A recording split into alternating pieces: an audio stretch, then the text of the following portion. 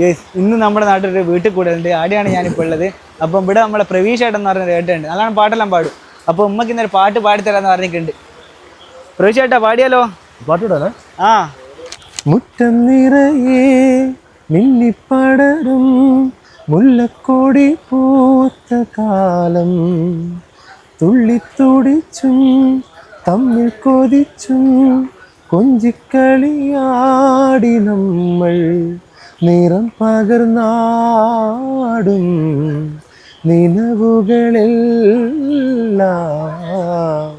കതിരണിഞ്ഞൊരുങ്ങും മുമ്പേ ദൂരെ ദൂരെ പറയാതെ അന്നു നീ മാഞ്ഞു പോയില്ലേ, നിലാവേ മായുമോ കിനാവും നോവുമാ.